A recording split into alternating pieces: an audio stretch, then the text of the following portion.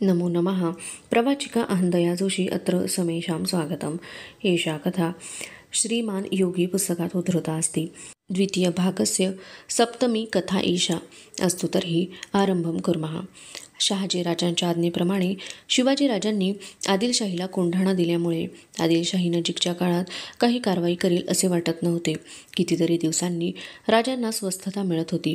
आजवर शत्रूंच्या भीतीने किल्ले, कोट, शस्त्र खरेदी यात घातलेले लक्ष त्यांनी आता राज्याच्या बंदोबस्तात गुंतविले. दादोजी कोंडदेवांनी जमीन महसुलाची बसवलेली पद्धत, त्या पद्धतीची अंमलबजावणी जारीने सुरू करण्यात आली. पुण्याला पाण्याची टंचाई पडू नये म्हणून कोंढवे गावाला धरणाचे बांधकाम सुरू केले. शिवापूरच्या बागायतीसाठी दुसऱ्या धरणाची उठावणी केली.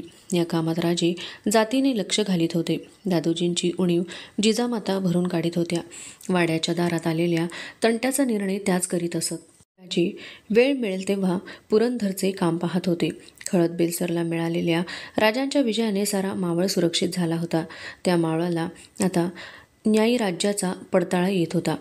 पिकावर वसूल घेतला जात होता. शेती उठवायला नवीन जमीन मिळत होती. गुरे अवजारे घेण्यासाठी गरीब शेतकऱ्यांना रकमा मिळत होत्या. कर्ज मिळत होते. कुणाही सरकारी अधिकाऱ्याविरुद्ध तक्रार करायला प्रजा धजत होती. राजे अशा तक्रारीची दखल जातीने घेत.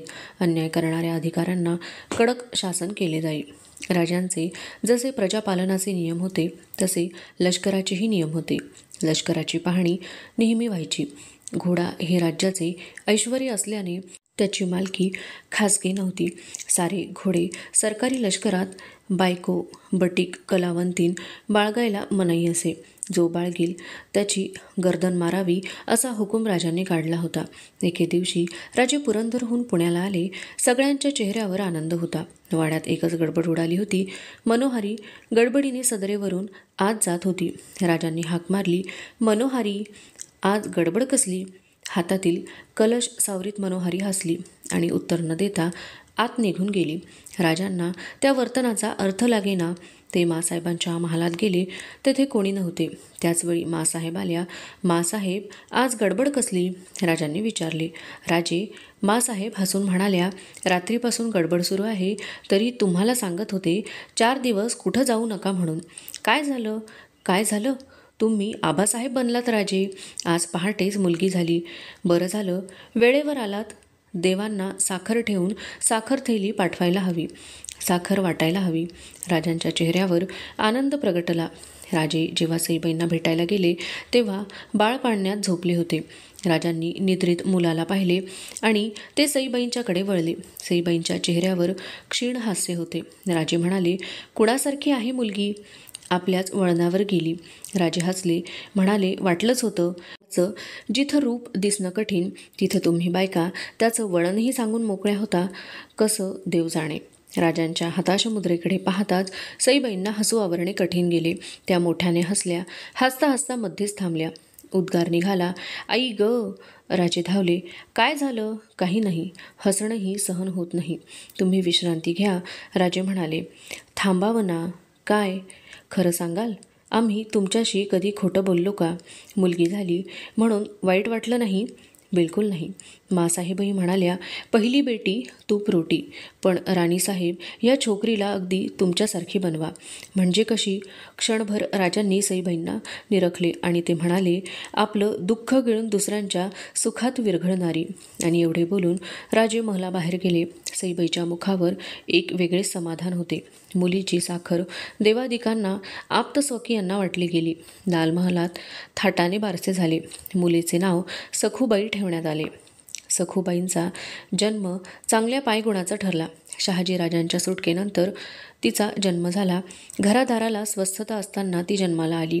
राजांना सखूला पाहण्यात मोठा आनंद वाटत होता. राज्यकारभाराबरोबरच सखूचे वाढते चाळे ते पाहत होते. सखू रांगू लागली आणि बोबडे बोल उमटू लागले. घरादाराच्या अंगाखांद्यांवर सखू खेळू लागली. एके दिवशी लाल महालात बातमी आली, कान्होजी जेधे पुण्यास येत होते. कान्होजी जेधे हे शहाजीराजांच्या खास विश्वासातले सरदार. शहाजीराजांना कैद झाली तेव्हा कान्होजी कैद केले गेले. कनकगिरीला कान्होजी आदिलशाही कैदेत पडले. पुढे शहाजीराजांची सुटका झाल्यानंतर कान्होजींना सोडण्यात आले. आपल्यामुळे अकारण कान्होजींना बंदिवास भोगावा लागला. याचे शहाजीराजांना फार दुःख झाले. कान्होजींचेही मन बादशाही सेवेला विटले होते. कान्होजींसारख्या तडफेच्या नेक जात सरदाराने लहरी आदिलशाहीत राहावे असे शहाजीराजांना वाटेना. त्यांनी कान्होजींना आपल्या वतनावर पाठविले. निरोप देताना सांगितले, कान्होजी, आमचा तुमच्यावर विश्वास आहे. तिथं आमचे पुत्र शिवाजीराजे आहेत. त्यांची जीवाभावानं इमानीपणानं सेवा करा. आमचे ठाई ते समजा.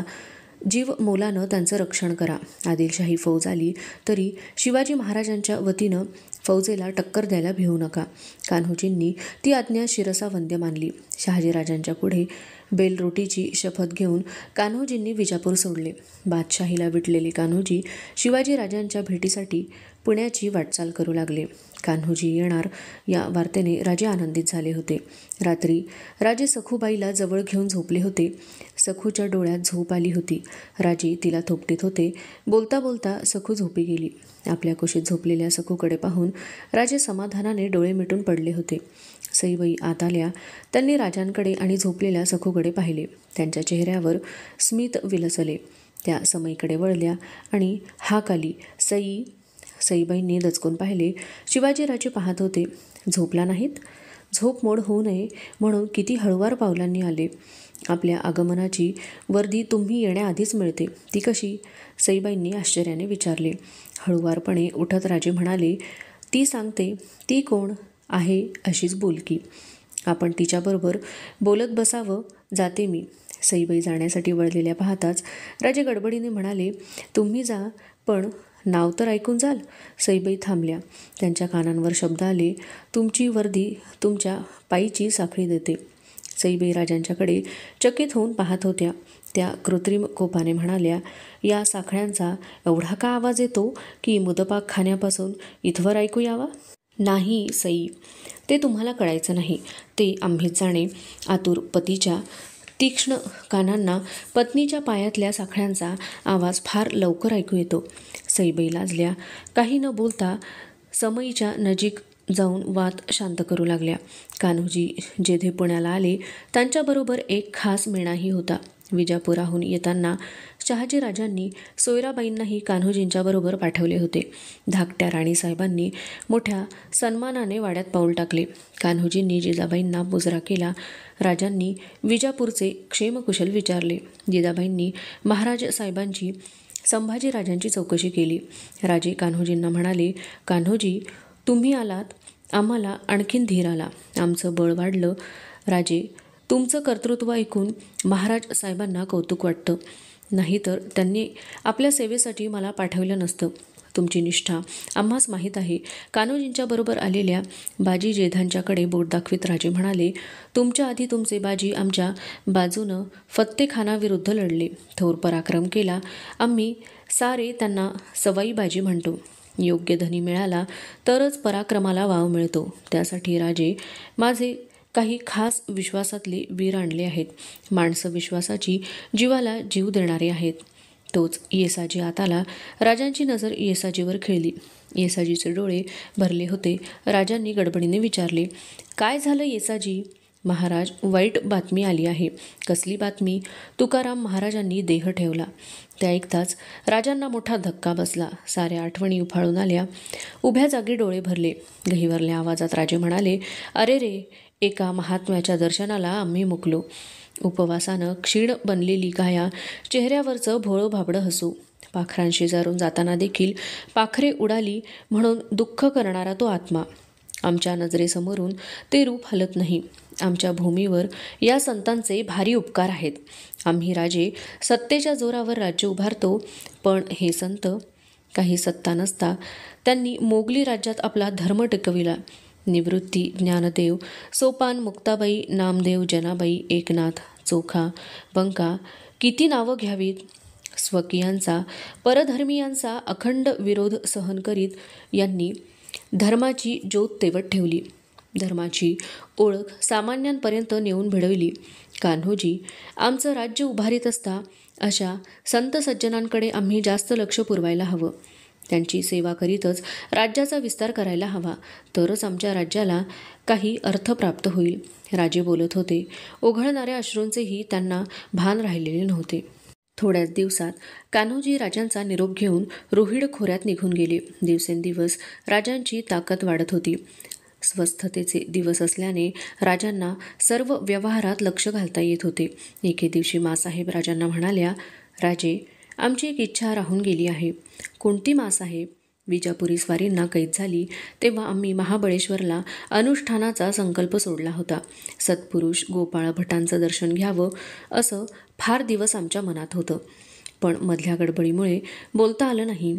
माँसाहेब, आपण लवकरच महाबळेश्वरला जाऊ, त्यात आम्हालाही आनंद आहे. राजांनी महाबळेश्वरची तयारी केली. माँसाहेबांच्यासह राजे महाबळेश्वरला गेले. महाबळेश्वरच्या सत्पुरुष गोपाळ भटांचे दोघांनी दर्शन घेतले. गुरुमंत्र घेऊन अनुष्ठान केले. देवस्थानाला व स्वामींना वर्षासन दिले. राजांचा महाबळेश्वरी मुक्काम असता महाबळेश्वरानजीक असलेल्या जावळी खोरे, कोयना खोरे या मुलखातून राजांची नजर फिरत होती. महाबळेश्वर, मकरंदगड, मंगलगड यांनी बंदिस्त असलेली पारघाटाच्या प्रचंड भिंतीस पाठ लावून बसलेली ती खोरी राजांच्या मनात भरली होती. जावळी खोऱ्याचा दरारा आदिलशाही दरबारालाही वाटत होता. डोंगर कपारीत दाट रानाने वेढलेला तो भाग जवळजवळ अजिंक्यच होता. ज्याच्या हाती जावळी त्याचे राज्य सुरक्षित असे ते ठिकाण होते. त्या प्रदेशावर राज्य होते मोऱ्यांचे. त्यांना चंद्रराव ही पिढीजात किताबत होती. सध्याच्या चंद्रराव यशवंत मोरे राजांच्याच कृपेने जावळीला आला होता, पण राजांना त्याचा विश्वास वाटत नव्हता. राजे महाबळेश्वराहून परतले, पण जावळी त्यांच्या नजरेआड झाली नाही. अधुना द्वितीय भागस्य अष्टमी कथा एषा. लाल महालात दिवे लागण झाली होती. राजे सज्जावर उभे होते. पाठीमागे महालात कोणी नव्हते. वाड्यासमोरचे चौकी पहारे, वाड्याच्या बाहेरचे मोकळे मैदान अस्पष्ट दिसत होते. उकाडा पुष्कळ वाढत होता. राजे वळले. हजारी समयी कोणीतरी पेटवीत होते. राजांनी विचारले, कोण? मी. कोण? मनोहारी? जी. मनोहारीने महालातल्या समया प्रज्वलित केल्या. राजांच्या जवळ येऊन तिने त्रिवार नमस्कार केला. राजांनी दिव्याला नमस्कार केला. ते म्हणाले, आज साऱ्यांनी आम्हाला वाईट टाकलेलं दिसतं. आमच्या सखूबाई पण दिसल्या नाहीत. येसाजीराव यांना लग्नाला घेऊन गेले आहेत. आणि राणीसाहेब खाली माँसाहेबांच्याकडे आहेत. पाठवू? नको. वाद्यांचा आवाज येताच राजांची पावले सज्जाकडे वळली. मागोमाग मनोहारी होती. दिवट्यांच्या रांगा वाड्याच्या दिशेने पुढे येत होत्या. राजे म्हणाले, वरात आली वाटतं. जी, तू जा, माँसाहेबांना वर्दी दे. तोवर आम्ही खाली आलोच. घोड्यावर नवरा नवरी बसले होते. पुढे सनई ताशा वाजत होता. सज्जावरून राजे मिरवणूक निरखित होते. वरात वाड्याच्या पटांगणात आली. पलू त्यांनी कडे धरले आणि मधल्या रिंगणात जीव महाला उतरला. करडीच्या तालावर जीव तलवारीचे हात करीत होता. चौक घेऊन तो गुडघ्यांवर बसला. जीवापासून 9 हातांवर नारळ ठेवला गेला. जीवने गुडघ्यांवरून बैठ्या चालीने नारळ मारला. मारणारे भले म्हणून ओरडले. असे 4 नारळ जीवा महालाने मारले. मग दुसरा वीर रिंगणात येऊन पट्टा फिरवू लागला. नवरा नवरी घोड्यावरून उतरली. त्यांच्याबरोबर सारे महालात येताना दिसले. राजे काही वेळ तसेच उभे होते. नंतर महालात जाऊन त्यांनी पागोटे घातले आणि जिना उतरून ते आपल्या सदरेवर आले. सदर सोप्यात नवरा नवरी बसली होती. माँसाहेब उजव्या बाजूला असलेल्या सईबाईंच्यासह उभ्या होत्या. बाकीची मंडळी अदबीने बाजूला उभी होती. राजे येता साऱ्यांनी मुजरे केले. नवरा नवरी राजांच्या पाया पडली. सखूबाईंना कडेवर घेऊन उभा असलेला येसाजी म्हणाला, महाराज, हा रामू काकाचा मुलगा भीमा आणि ही आपल्या सर्जेरावांची मुलगी गंगा. अरे वा, म्हणजे घरचंच लग्न म्हणायचं. सर्जेरावांच्याकडे वळून राजे म्हणाले, सर्जेराव, आम्ही रागवलोय तुमच्यावर. पगडी सावरीत सर्जेराव पुढे आले. त्यांनी विचारले, ते का महाराज? तुमच्या मुलीचं लग्न नुसतं आमंत्रण दिलं, आर्जव करून आम्हाला नेलं नाही. सर्जेराव म्हणाला, महाराज, गरिबाचं लग्न उंदराच्या घरात हत्ती कसा मावणार? येसाजीच्या कडेवर असलेल्या सखूबाईकडे बोट दाखवून राजे म्हणाले, म्हणूनच छोटा उंदीर घेऊन गेलाय वाटतं. उसळलेल्या हसण्याने सदर भरून गेली. जीवाकडे वळून राजे म्हणाले, जीवा, तुझी ही करामत आम्हाला माहीत नव्हती. येसाजी पुढे झाला, महाराज, साऱ्यासनी ठाव हाय, कुणाचं बी लगीन पुण्यात असू दे, जीवा बिगार वरात सजत नाही. 9 हातांवरचा नारळ बसल्या बैठकीत मारून माघारी यायला जीवात जाणे. जीवा लाजला. तो बिचकत बोलला, महाराज एवढंच येतंय मला. हास्याचा कल्लोळ परत उसळला. सारे शांत होताच राजे म्हणाले, जीवा, माणसाला थोडंच यावं पण त्याला तोड नसावी. नवऱ्या मुलाकडे वळून राजे म्हणाले, काय भीमराव, आमच्या नव्या मोहिमेत येणार की नाही? बाकी नशीबवान तू, एवढा मोठा होऊन नवरी मिळाली. सर्जेराव म्हणाले, तसं नाही महाराज, सोयरीक ठरून लई वर्ष झाली, मग लग्न का लांबलं? सारे स्तब्ध झाले. जिजाबाई म्हणाल्या, राजे तुम्हीच याला कारण. आम्ही? राजे उद्गारले. सर्जेरावाने तोंड घातले, तसं नाही, पण रामू काकांची पुरंदरवर नेमणूक झाली, आम्ही राहिलो गडावरच. आज उद्या म्हणत दिस गेलं. आवंदा मासाहेबांनीच मनावर घेतलं, लागलं ती मदत केली, लगीन सजवलं. असं आम्हाला कल्पनाच नव्हती. भीमरावाकडे वळून राजे म्हणाले, मग काय भीमराव, काय ठरला बेत? पण आता तुम्ही कसले येता मोहिमेवर? मी येणार महाराज, भीमराव धीर करून म्हणाला. तुम्ही याल हो, पण आमच्या सूनबाई आम्हाला काय म्हणतील? राजे म्हणाले. सर्जेराव मिशीवरून हात फिरवीत म्हणाला, महाराज ती काय म्हणायची नाही. या सर्जेरावाची लेक आहे ती, तिनं माणसाबरोबर लग्न केलं नाही, तलवारी संग केलंय, ठाव आहे तिला. कपाळीचं. हां सर्जेराव, जबान रोखा. राजांनी दाबले. ही शिलेदाराची भाषा संसारात चालत नाही. मुली अक्षवंत हो, तुझं सौभाग्य अखंड राहो, वज्र चुडे मंडित हो. नवरा नवरीला राजांचा आहेर झाला. वरात जशी वाजत गाजत आली तशीच वाजत गाजत ती परत गेली. राजे महाली जायला वळले आणि आवाज आला, आबा. राजे वळले. मनोहारी सखूला घेऊन उभी होती. मनोहारी जवळ आली आणि सखू राजांच्यावर झेपावली. राजांनी तिला घेतली आणि ते महालाकडे चालू लागले. त्यानंतर थोड्याच दिवसात राजे जिजाऊंना म्हणाले, मासाहेब, आपलं कुलदैवत शिखर शिंगणापूरला आहे, जावं आणि दर्शन घ्यावं असं फार दिवस मनात आहे. मग जाऊन या ना. तुम्हीही आमच्याबरोबर असावं असं वाटतं. मग 4 दिवसात निघू आपण. बरं. राजांनी शिखर शिंगणापूरला जाण्याची तयारी चालवली. फलटणपासून थोड्याच अंतरावर डोंगर शिखरावर शंकराचे हे जागृत देवस्थान आहे. भोसल्यांचे कुलदैवत ते. राजांनी शिखर शिंगणापूरची मोठी तयारी सुरू केली होती. स्वार सामान पुढे गेले होते. मेणे पालख्या तयार होत होत्या. सगळीकडे हुकूम जारी झाले होते. सईबाईंनी विचारले, मी येऊ शिंगणापूरला? हो. सखू लहान, आम्ही दर्शन घेऊन चटकन परत येऊ. काही दिवस पुढं ढकललं असतं तर चाललं नसतं? सईबाई किंचित नाराजीने म्हणाल्या. राजे जवळ गेले. ते म्हणाले, तसं चालण्यासारखं नव्हतं, म्हणूनच जातोय आम्ही. तुम्हाला जरी नेलं नाही तरी आम्ही येऊ तेव्हा काहीतरी अलौकिक भेट घेऊन येऊ. कसली? परमेश्वराच्या मनात असेल तर आल्यावर कळेल. सुमुहूर्तावर राजांनी पुणे सोडले. मेणा वाटचाल करू लागला. शिबंदीचे स्वार मागे पुढे जात होते. जिजाऊंच्या मेण्यामागे 1-2 मेणे होते. त्यात सरदार स्त्रिया होत्या. राजे अश्वपथकासह दौडत जात होते. बरोबर येसाजी, तानाजी, शिवा, बाळाजी, पुढे चिमणाजी हेही लोक होते. राजांनी केलेली तयारी शिंगणापूरच्या पायथ्याशी दिसत होती. पायथ्याच्या माळाला छावणीचे स्वरूप आले होते. डेरे मारले होते. राहुट्या पाली माळावर पसरल्या होत्या. चौकी पहारेकरी उभे होते. ती छावणी पाहून जिजाबाई चकित झाल्या. राजांना त्यांनी विचारले, राजे एवढी तयारी? तयारी कसली? राजे म्हणाले, आपल्याबरोबर साऱ्यांनाच दर्शन घडेल. 4 दिवस मोकळेपणात जातील. जिजाबाईंना सामोरे आलेल्या माणसात उपाध्याय होते. पुण्याचे वयोवृद्ध दशग्रंथी ब्राह्मण होते. राजांचे खास सरदार होते. जिजाबाईंच्या राजांच्या मनातले काही कळत नव्हते. दुसऱ्या दिवशी देवालयात अभिषेक झाला. देवाला प्रसाद वाटला गेला आणि पुजाऱ्यांनी येऊन वर्दी दिली. मासाहेबांच्या दर्शनासाठी बजाजी निंबाळकर आले आहेत.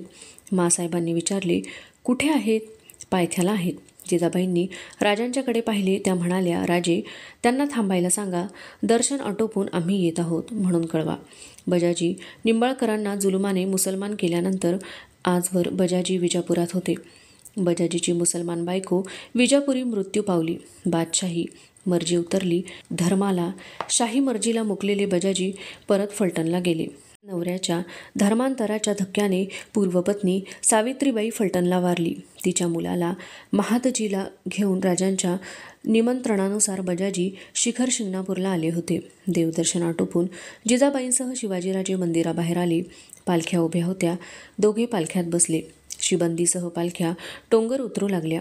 2 प्रहरच्या उन्हात छावणी उठून दिसत होती. छावणीच्या बाहेरच बजाजींचे अश्वपथक उभे होते. पालख्या थांबल्या. जिजाबाई पालखीतून बाहेर आल्या. जिजाबाईंनी पाहिले, बजाजी हात बांधून उभे होते. मुसलमानी पागोटे, हनुवटीवरची खुरटी दाढी, पायघोळ अंगरका असा त्यांचा वेश होता. ते रूप पाहून जिजाबाईंच्या मनात कालवाकालव झाली. बळ एकवटून जिजाबाई म्हणाल्या, बजाजी, आज आमची आठवण झाली. बजाजींनी एकदम जिजाबाईंचे पाय धरले. बजाजींच्या अश्रूंनी जिजाबाईंचे पाय भिजत होते. उठा बजाजी, झालं गेलं होऊन गेलं. तुम्ही परत आलात त्यातच समाधान आहे. बजाजींचा आवाज आला. मासाहेब, भीक घाला, उठतो.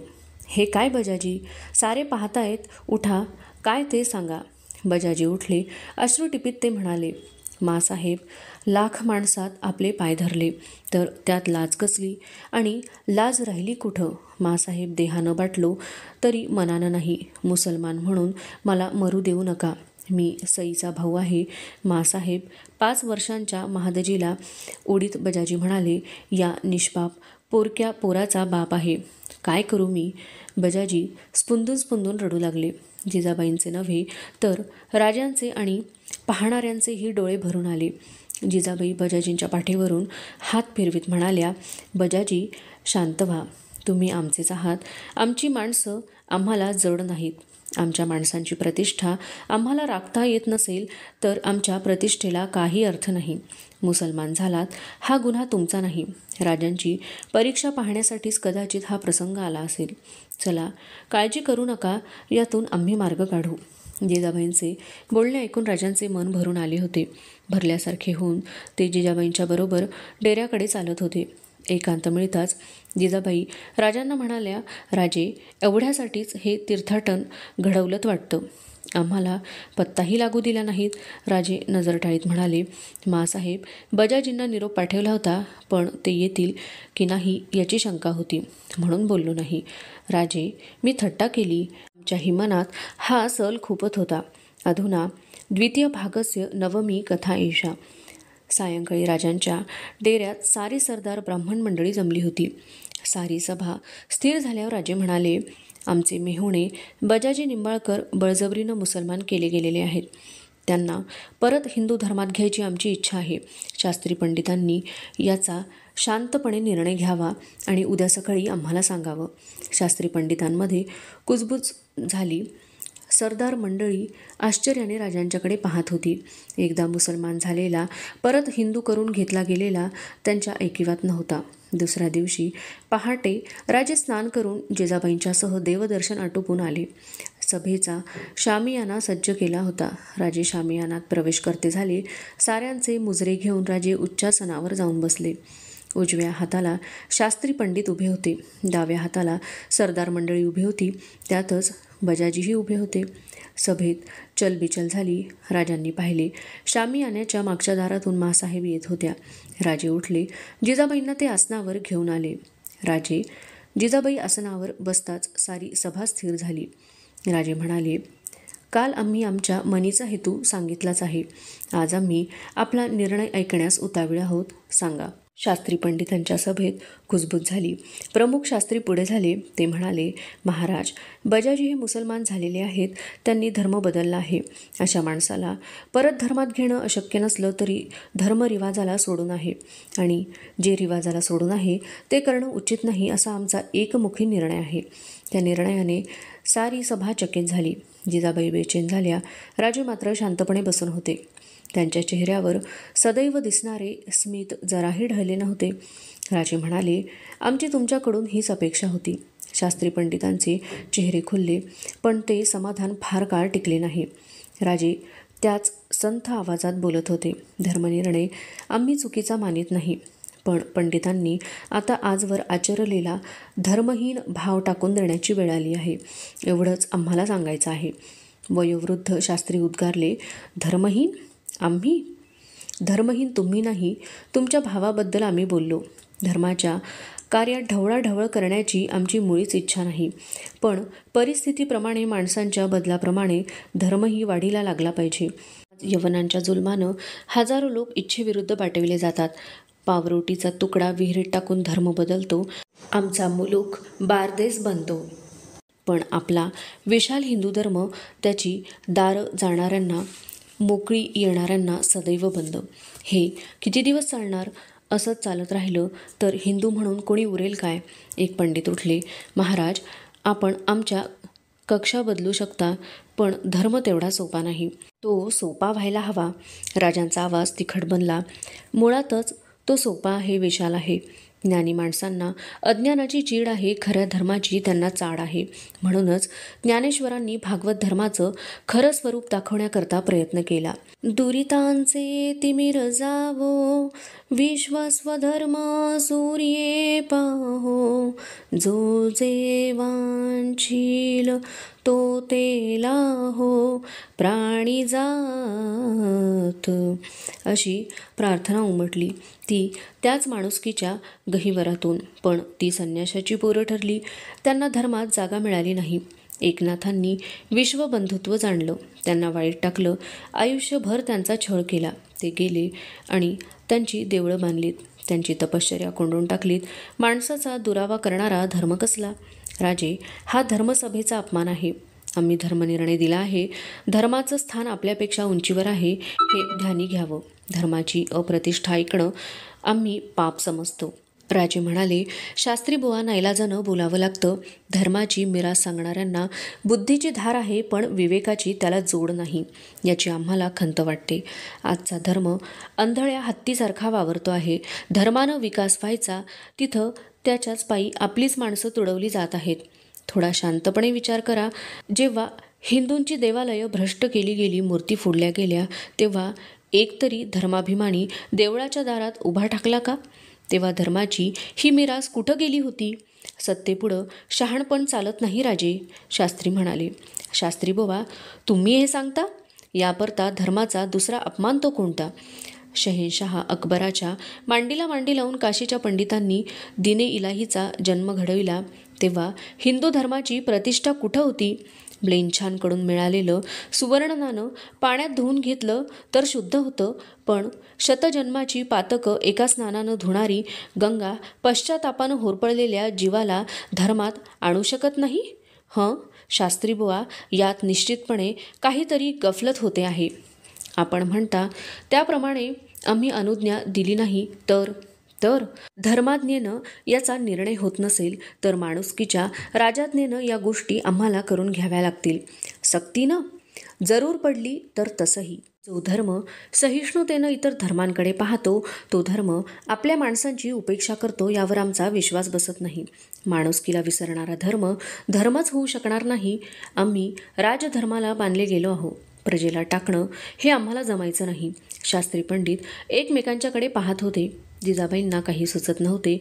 एक शास्त्री धीराने पुढे आला, म्हणाला, राजे, बजाजी जर प्रायश्चित्त करायला तयार असतील तर त्यांना धर्मात घेता येईल. जरूर प्रायश्चित्त घेतील. त्यांनी ते नाकारलं आहे केव्हा? राजे निश्वास सोडून म्हणाले, आपण शास्त्री पंडित आहात, आपला अधिकार मोठा, पण समाजाला पारख झालेलं पांडित्य बाळगलं तर ते नसल्यासारखंच असतं. धर्म हा वाहत्या पाण्यासारखा निर्मळ असायला हवा. समाजाचे डाग धुवायला तो समर्थ हवा. मानवतेच्या धर्माला ज्ञानाचे पायबंद घालून रोखू पाहाल तर ते जमणार नाही. धर्म अधर्म बनायला वेळ लागणार नाही. इंद्राच्या झेंड्याला भगवत झरझर म्हणतात. तोच पवित्र ध्वज ज्ञानदेव एकनाथांनी पुढं चालविला. तोच ध्वज आमच्या राज्यासाठी निवडला. मानवतेच्या धर्माची प्रतिज्ञा सांगणाऱ्या त्या ध्वजाची प्रतिष्ठा तुम्ही राखली पाहिजे. हे काळाचं आव्हान तुम्ही स्वीकारलं पाहिजे. सारी सभा राजांनी जिंकली होती. शास्त्री पंडितांची कुजबूज जोरात सुरू होती. सरदारांच्या चेहऱ्यांवर हास्य विलसत होते. जिजाबाईंच्या डोळ्यात आनंदाश्रू गोळा झाले होते. प्रमुख शास्त्री पुढे झाले. ते म्हणाले, महाराज, बजाजींना धर्मात घ्यायला आमची तयारी आहे. सर्वांनी निश्वास सोडले. राजांना आनंद झाला. ते म्हणाले, शास्त्री बुवा, आमच्या कार्यात आज जी सोबत देत आहात त्याचं विस्मरण आम्हाला होणार नाही. बजाजींसारखे जे जे दुर्दैवी जीव तुमच्याकडे धावतील त्यांना आपलं करून घ्या. श्रद्धेविना धर्म नाही आणि धर्माविना माणूस नाही. राजांनी पंडितांना वंदन केले. माँसाहेब उठल्या. पाठोपाठ राजे पण उठले. साऱ्यांच्या चेहऱ्यांवर अलौकिक पराक्रमाचा आनंद दिसत होता. बजाजींच्या शुद्धीकरणाची तयारी जोरात सुरू झाली. पंचक्रोशीतल्या समस्त ब्रह्मवृंदांना शास्त्री पंडितांना आमंत्रण दिले. बजाजींनी समाधानपूर्वक प्रायश्चित्त घेतले. ग्रहशांती झाली, होम झाले आणि बजाजींचे समारंभपूर्वक थाटाने शुद्धीकरण झाले. लांडे बजाजी पूर्ववत धर्मात आले. मोठ्या आनंदाने आणि समाधानाने जिजाबाई राजे पुण्यात आले. अश्वारूढ राजे सायंकाळच्या वेळी पुण्यात शिरले. सोबत बजाजी निंबाळकर होते. दोघांमागून अश्वपथक मंद गतीने येत होते. त्यांच्या मागे शाही मेणा होता. राजांनी वाड्यात प्रवेश केला. दाराशी आलेल्या सखूला उचलून घेतली आणि ते महालात आले. सईबाई महालात उभ्या होत्या. राजे म्हणाले, जाताना आम्ही सांगितलं होतं ना तुमच्यासाठी अनमोल भेट आणू म्हणून. ती आणली. बजाजी आत या. बजाजी आत आले. सईबाई धावल्या. त्यांनी भावाला मिठी मारली. दोघेही रडत होते. राजे म्हणाले, बजाजी, अशी मायेची माणसं सोडून रानोमाळ फिरू नका आता. आणि राणीसाहेब, तेवढ्यानं आता बजाजींचं पोट भरायचं नाही. गेले 4 दिवस त्यांची शुद्धी होत असता भरपूर हाल झालेत. चांगला मेजवानीचा बेत आखा. रात्री पंक्तीला अपूर्व शोभा होती. रांगोळ्यांनी पाट सजले होते. धुपाचा वास दरवळत होता. राजे, बजाजी, महादजी, नेताजी अशा क्रमाने पंगत बसली होती. दुसऱ्या बाजूला बाळाजी, चिमणाजी ही ब्राह्मण मंडळींची पंगत बसली होती. दोन्ही बाजूंचा स्वयंपाक गोड असूनही अलग होता. पंक्तीच्या दोन्ही ओळींमध्ये टेकवून चांदीचा पाट ठेवला होता. जिजाबाई आपल्या खास देखरेखीखाली सर्वांना आग्रह करीत होत्या. मोकळीपणी खाणे, बोलणे होत पंगत उठली. रात्री राजे आपल्या महालात गेले. बरीच रात्र झाली होती. सईबाई गालिच्यावर बसून होत्या. राजे येताच त्या उठल्या. झोपायचं होतं. सईबाई काही बोलल्या नाहीत. त्या राजांच्या जवळ आल्या आणि त्यांनी एकदम राजांच्या पायांवर मस्तक ठेवले. राजे मागे सरकले. सईबाईंना गडबडीने उठवीत ते म्हणाले, हे काय? आपली अश्रुपूर्ण नजर राजांच्यावर रोखीत सईबाई म्हणाल्या, एवढं मोठं देणं मला कोणी दिलं नव्हतं. पुढे त्यांना बोलवेना. राजांनी त्यांना एकदम मिठीत घेतलं. राजांच्या मिठीत सईबाई अश्रू आवरण्याचे आटोकाट प्रयत्न करीत होत्या. सईबाईंना पाठीवर थोपटून त्यांना सामोऱ्या उभ्या करीत राजे म्हणाले, आम्हाला तुम्हा बायकांचं काही कळत नाही. दुःखातही रडता, आनंदातही रडता. अजब आहे. राजांच्या त्या आविर्भावाबरोबर सईबाईंना हसू आवरले नाही. राजे मात्र ते तृप्त रूप मनात साठवण्यात गुंतले होते. अवशिष्टा कथा अग्रिमे भागे पठिष्यते. पुनर्मिलामः. तावन् मंगलं भूयात् शुभं भूयात्. नमो नमः. धन्यवादः.